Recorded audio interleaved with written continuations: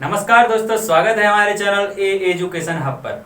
दोस्तों, आज से हम एनसीईआरटी पैटर्न पर आधारित कक्षा 10 का जियोग्राफी आपको पढ़ाएंगे। कक्षा 10 का जो जियोग्राफी है, इसमें आज जो हम आपको पढ़ाने वाले हैं उस पुस्तक का नाम है समकालीन भारत भाग 2 और चैप्टर का नाम है संसाधन और विकास। तो हम शुरू करते हैं।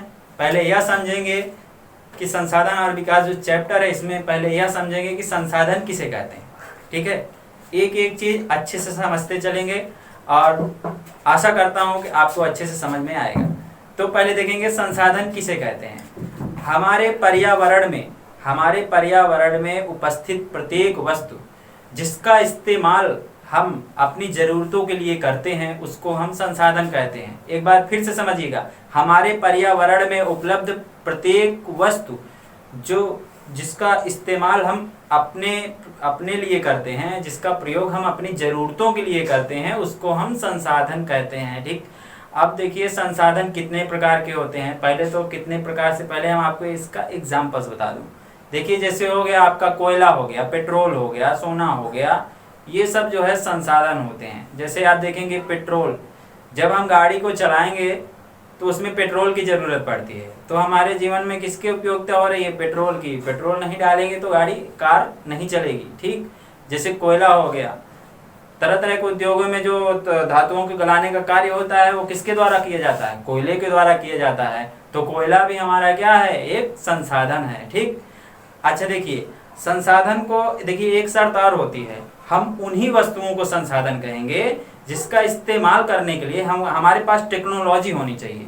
जिसका यूज करने के लिए हम उन्हीं वस्तुओं को संसाधन कहेंगे जिसको हम यूज करने के लिए हमारे पास अगर टेक्नोलॉजी नहीं होगी तो हम कैसे जो है उसको संसाधन कहेंगे, क्योंकि जब तक टेक्नोलॉजी होगी नहीं तब तक हम उस वस्तु का उपयोग कर नहीं पाएंगे। जैसे हम आपके सामने खड़े हैं, हमारा जहाँ खड़े हैं वो जो पृथ्वी है उसके नीचे मान लीजिए सपोज दैट कि तेल का भंडार हो। ठीक, अब तेल का भंडार हो हम तो जान रहे हैं, लेकिन ये तेल जो है निकालने के लिए हमारे पास टेक्नोलॉजी है नहीं, तो फिर तेल हमारे लिए संसाधन कैसे हो सकता है?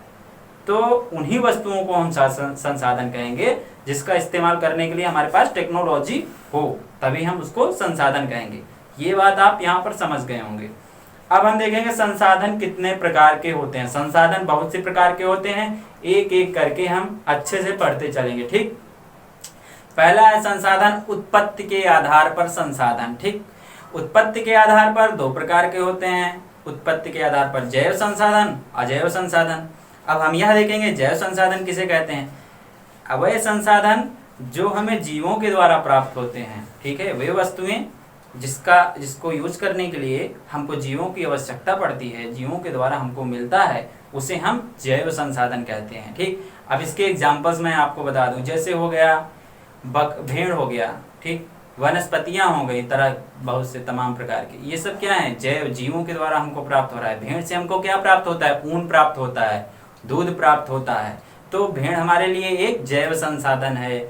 उसके बाद वनस्पतियों से हमको तरह तरह की सब्जियां प्राप्त होती हैं, तरह तरह के फल प्राप्त होते हैं। तो ये वनस्पतियां भी हमारे लिए एक जैव संसाधन का ही हिस्सा हैं। ठीक, उसके बाद हम पढ़ेंगे अजैव संसाधन।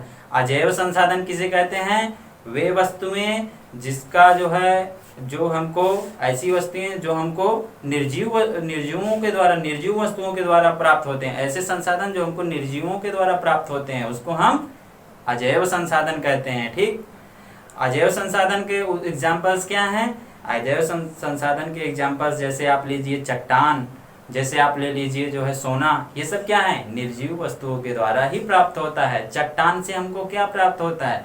जब हम चट्टान की खुदाई करते हैं तो उसमें क्या प्राप्त मिलता है? कच्चा लोहा मिलता है, जिसको हम लौह अयस्क कहते हैं। जब इसी कच्चे लोहे में से जब हम लोहे वाला भाग निकाल लेते हैं तो लोहा किस प्रयोग में किया जाता है? तरह तरह के उपयोग में किया जाता है, तरह तरह के लोहे की वस्तुएं बनाने में किया जाता है। तो चट्टान हमारे लिए क्या है? एक अजैव संसाधन है। उसके बाद आप क्या देखते हैं? मैंने आपको एग्जाम्पल्स बताया सोने का। सोना जब हम देखते हैं खानों में जो है सोने को निकालते हैं खानों से, तो उसमें क्या, उसको कहाँ लेके जाते हैं? वो फैक्ट्री में जाता है। फैक्ट्री में नवीनीकरण होता है उसका।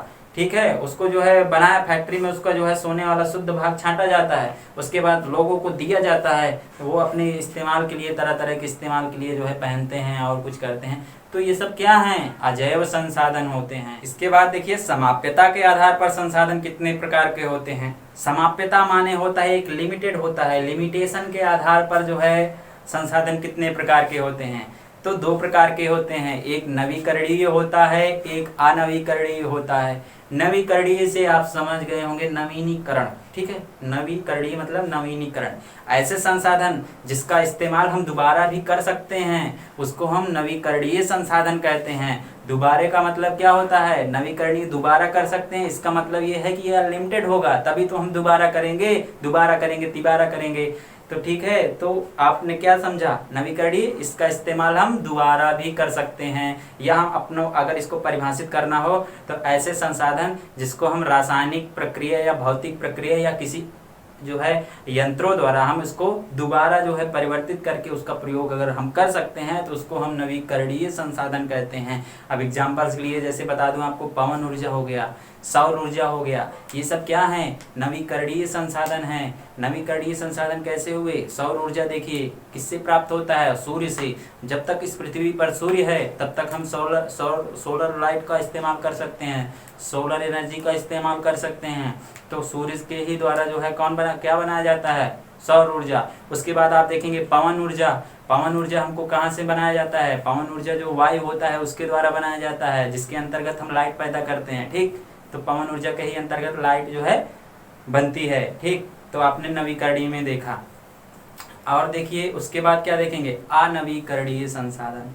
देखिए जो ये संसाधन होता है इसको बनने में बहुत देरी लगती है, ठीक है। अनवीकरणीय संसाधन जो है इसको बनने में बहुत देरी होती है और ये ये लिमिटेड होता है।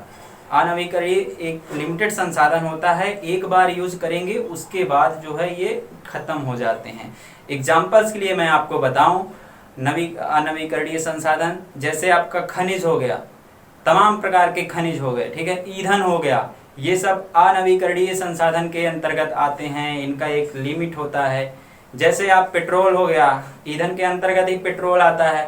तो पेट्रोल अगर हम गाड़ी में डालेंगे तो फिर जो है वो ऐसा तो है नहीं कि उसको फिर हम दोबारा यूज कर सकते। एक बार डाला पेट्रोल खत्म, फिर से दूसरा पेट्रोल चलो डालो, तो वो एक अनवीकरणीय संसाधन है। उसके बाद देखिए खनिज में जैसे कोयला हो गया, जब हम कोयले को जलाते हैं तो राख हो जाता है, दोबारा कोयला फिर से नहीं बन पाता उसी का, ठीक है। तो एक बार यूज किए खत्म, तो ये क्या हो गया? अनवीकरणीय संसाधन हो गए। तो आपने अब तक क्या पढ़ा? आपने पढ़ा उत्पत्ति के आधार पर संसाधन, उसके बाद क्या पढ़ा? लिमिटेड के आधार पर संसाधन। अब आप क्या पढ़ेंगे? स्वामित्व के आधार पर संसाधन, ठीक है। स्वामित्व के आधार पर संसाधन कितने प्रकार के? 2 प्रकार के होते हैं, ठीक है। तो इसमें जो पहला है, हम आज अब आपको उसको पहला पढ़ाने जा रहे हैं, उसको कहते हैं पर्सनल संसाधन, मतलब व्यक्तिगत संसाधन, ठीक है। व्यक्तिगत संसाधन उसे कहते हैं जो हम अपने खुद के लिए, अपने खुद के इस्तेमाल के लिए करते हैं, उसको हम व्यक्तिगत संसाधन कहते हैं। जैसे हमारा खेत, हमारी कार, ठीक है, ये सब क्या है? व्यक्तिगत हैं, हम अपने यूज के लिए कर रहे हैं, ठीक है। अच्छा, इसमें एक और संदेह है, जैसे क्या होता है, जो हमारे भारतीय गवर्नमेंट है, जो हमारी सरकार होती है, वह किसानों को देखो जमीन देते हैं, मतलब क्या करने के लिए? बुआई जुताई करने के लिए। तो जो जमीन देते हैं तो किसान उसके बदले में क्या देता है? लगान देता है सरकार को। तो लेकिन जो जमीनें होती हैं सरकार की, वो भी किसके? जमीन किसान अपने यूज के लिए उसका यूज कर रहा है, अपने इस्तेमाल के लिए, तो वो भी क्या किसके अंतर्गत आएंगे? व्यक्तिगत संसाधन के ही अंतर्गत आएंगे, ठीक है। अब आगे देखते हैं दूसरा कौन सा है? सामुदायिक संसाधन। सामुदायिक संसाधन क्या होता है? यह संसाधन समुदाय के सभी लोगों के लिए होता है। समुदाय के मतलब ऐसे संसाधन जो समुदायों के लिए होता है। जैसे हम जिस समाज में रहते हैं तो जो संसाधन रहेगा वो पूरे समाज का हक उस पर रहेगा, एक कम्युनिटी का हक उस पर रहेगा, तो उसको क्या कहेंगे? सामुदायिक संसाधन। जैसे शमशान घाट हो गया, शमशान घाट क्या है? एक सामुदायिक संसाधन है। उस पर कोई भी अपना जो है, जो भी आदमी मरता है उसको लेके जो है शमशान घाट पे ये नहीं देखा जाता है, पर्सनल के लिए नहीं होता है, वो सबके लिए होता है। जैसे तालाब हो गया, तालाब जो गाँव में होता है उस पर सभी का हक होता है, किसी का पर्सनल नहीं होता है। तो आपने ये पढ़ा सामुदायिक संसाधन।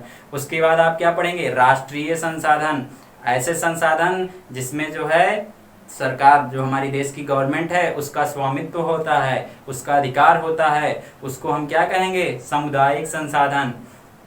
जैसे एग्जाम्पल्स के लिए आपको बता दूं, जैसे जल संसाधन हो गया, खनिज संसाधन हो गया, उसके बाद जो है रेल संसाधन हो गया, रेल, खनिज, जल, इन पे किसका अधिकार है, इस पे हमारे देश के सरकार का मतलब अधिकार है। तो ये किसके अंतर्गत आएंगे, राष्ट्रीय संसाधन के अंतर्गत आएंगे। आप समझ गए होंगे किसे कहते हैं, ऐसे संसाधन जिसपे देश की गवर्नमेंट का अधिकार होता है या देश की गवर्नमेंट का स्वामित्व होता है।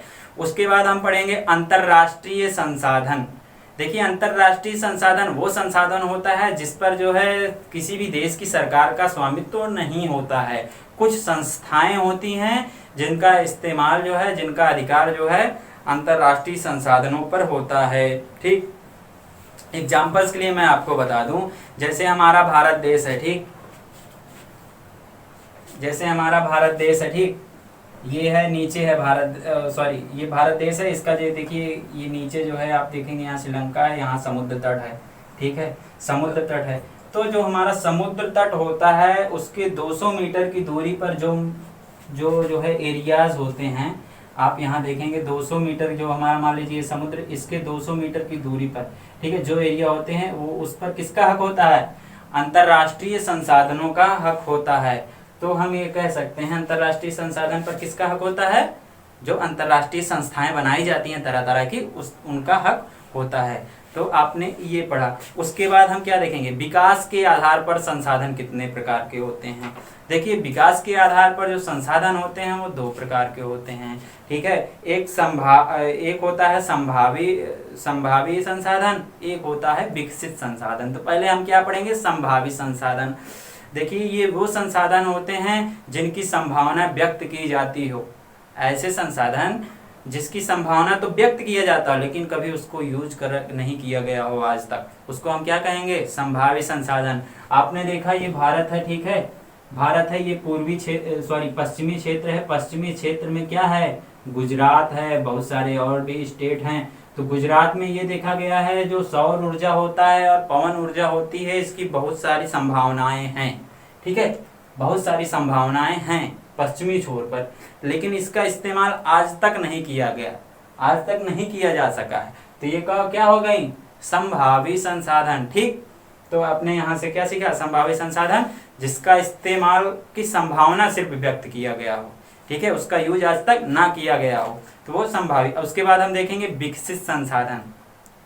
विकसित संसाधन उसे कहते हैं जिसका निर्धारण पूर्ण रूप से किया जा चुका हो, उसको विकसित संसाधन कहते हैं। विकसित संसाधन के अंतर्गत एग्जाम्पल जैसे आपको दे दिया जाए, पेट्रोल, इसका जो एक देखिए एक लिमिटेड मात्रा है पेट्रोल का, और इसका जो निर्धारण है पूर्ण रूप से किया जा चुका है। ऐसा तो है नहीं कि पेट्रोल किसी चीज़ से हम बना लेंगे, ठीक है, ये एक लिमिट मात्रा में हमारी पृथ्वी के अंदर पाया जाता है। तो और इसका जो निर्धारण है वो पूर्ण रूप से किया जा चुका है, तो वो विकसित संसाधन के अंतर्गत आता है, ठीक है। अब हम क्या पढ़ेंगे, ये तो रहे संसाधन के प्रकार। अब हम पढ़ेंगे अगला जो टॉपिक है एनसीईआरटी की बुक में, अगला आप पैराग्राफ देखेंगे, भंडारण किसे कहते हैं, ठीक है।